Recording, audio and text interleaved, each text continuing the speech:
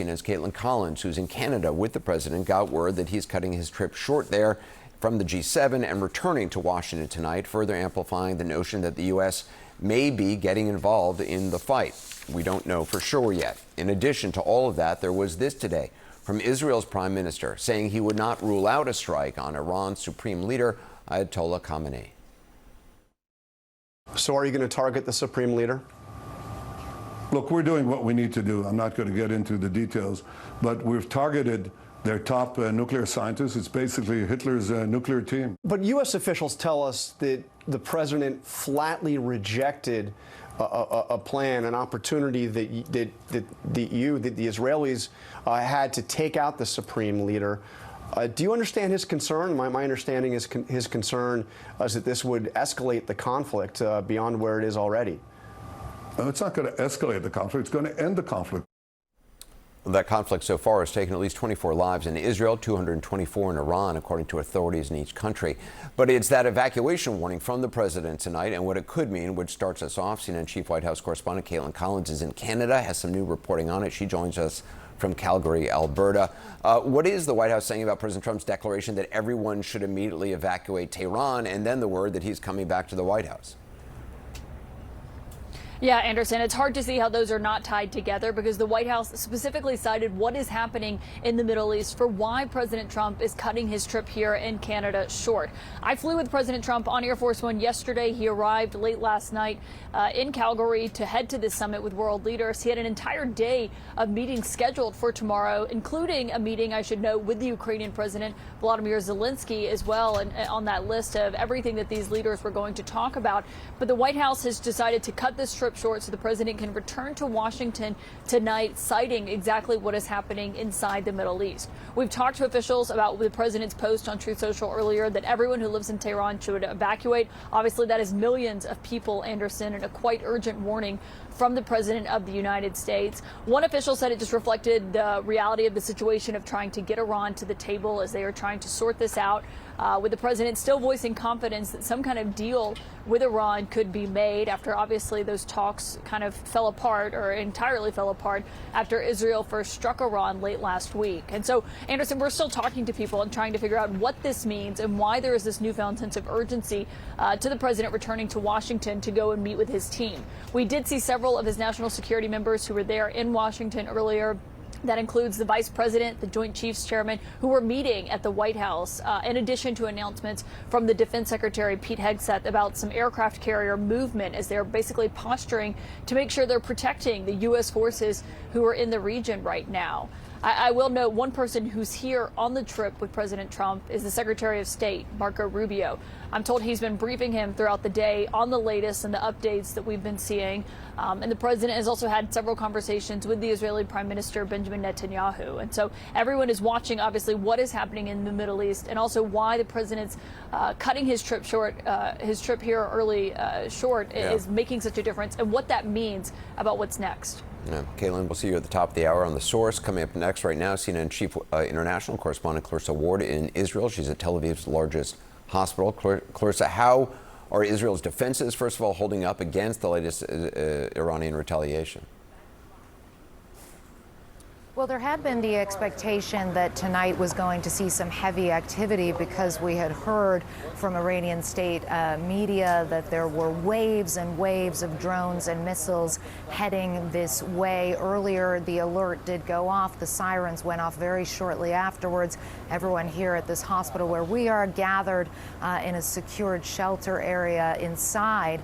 But those missiles did not really seem to materialize. There were reports of potentially a couple of intercepts, but no impacts that we have heard of so far. And it has actually been pretty quiet up until this point. I will say, though, just based on the patterns that we've been observing over the last couple of nights, that the majority of the heavy strikes seem to happen around 4:30 in the morning. That's still a couple of hours away. But obviously, right now, a huge question mark over what is happening in Tehran, what may be happening shortly in Tehran based on President Trump's somewhat ominous post. We are hearing reports of thousands and thousands of people in that city of 10 million taking to the streets and trying to go in their cars and get out of the city. Reports of heavy traffic jams clogging up the streets, but very little clarity as to what exactly is going on, and all of that also being fueled,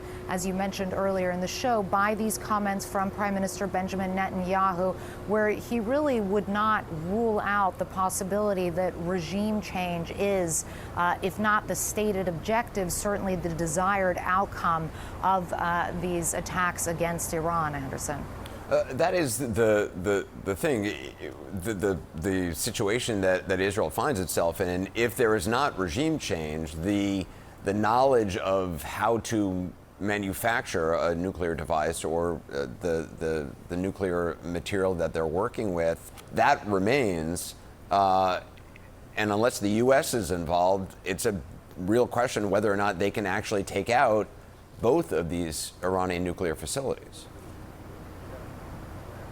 And it's interesting, Anderson, you know, when you talk to people here about the possibility of, okay, look, it looks like Iran has made some signals that maybe they're ready to talk, that maybe they're ready to go back to the negotiating table. The attitude here is that there's no interest in that. There's no time for talking now. The objectives of this operation have to be achieved, but there's still a lot of ambiguity as to what exactly those objectives are. Is the objective simply to dismantle or at least delay Iran's nuclear process? Again, earlier on, Prime Minister Benjamin Netanyahu seemed to indicate that significant progress has already been made in that endeavor. But if the objective is to completely dismantle it, to ensure that it can never be resurrected, that seems to indicate that regime change is really the desired outcome here. Not clear how that would transpire or what that would look like, but certainly that is raising a lot of anxiety, Anderson, across this entire region. Yeah, Clarissa Ward, thanks very much. We're going to check back in with you later on in this hour. I want to get perspective now from CNN Global Affairs analyst Brett McGurk, former Middle East and North Africa coordinator for the National Security Council, also retired U.S. Army Colonel Pete Mansour, senior fellow at the Mershon Center for International Security Studies at Ohio State University. Colonel, first of all, what's your read on the president's social media post calling for the evacuation of Tehran? Do you think that is an indication that the United States is going to get directly involved in this? It certainly seems that way. You know, I didn't really think the United States would get involved unless it was attacked in the region by Iran. But with the president returning a day early from the G7, there's really no reason for him to do that if he's just monitoring the situation. He can do that up in Calgary. So I think this may be tipping the hand that the United States might weigh in a military sense to complete the job that the Israelis have started. Brett, do you agree with that this seems to be an indication of something? I think there's two things going on here, Anderson, and both are linked. I think we are moving our military assets into place to be able to do a strike into Iran, particularly to take out that Fordo facility deeply underground, something really only the U.S. can do. But secondly, there's still an off-ramp on diplomacy. This is coercive diplomacy, what you're seeing. Basically, the White House believes they put a deal down to the Iranians about 6 weeks ago that it's a good, fair deal. The Iranians really never responded to that. In fact, they escalated their program in response to that. And basically, I think the view is if Abbas Araghchi, the foreign minister of Iran, calls Steve Witkoff, who is President Trump's envoy, and says, you know what, I re-looked at the deal you put down, I'm ready to take it, that's the off-ramp. If Iran does not do that, I think we're actually, it seems like the U.S. is putting everything in place to get directly involved militarily. One way or the other is very clear here. I think Iran cannot be left at the end of this with that enrichment program in place at Fordo. Natanz is the other one. The Israelis have hit that. And then you have the conversion facility. This is part of the fuel cycle at Esfahan, which has also been hit. But Fordo, that is the key. And if you don't dismantle Fordo at the end of this, as you said, Anderson, not only does Iran have the know-how, they have an underground facility with about 10 cascades of very advanced centrifuges, and then you're kind of in an even worse position. So this is really coming to a head fast. It's unprecedented. If anybody says they know where this is going, they don't know what they're talking about. But I see putting the military pieces in place, that's smart, as you have a diplomatic off-ramp. So, you know, let's hope Iran decides to take that off-ramp. Otherwise, I think we're possibly looking to an American strike at Fordo. Colonel, do you have a sense of how long it takes to get U.S. assets in place? I mean, we're talking about, you know, battleships and other assets. Well, we're really talking B-2 bombers and other aircraft like the B-1 that can carry the kind of weapons that could penetrate the mountain at Fordow and destroy it. Some of those systems are already in place. They're at Diego Garcia in the Indian Ocean. They're at Gutter, and they can fly from Whiteman Air Force Base in Missouri, for that matter. So we have the capability now to strike Fordow. It's just a matter of giving the word.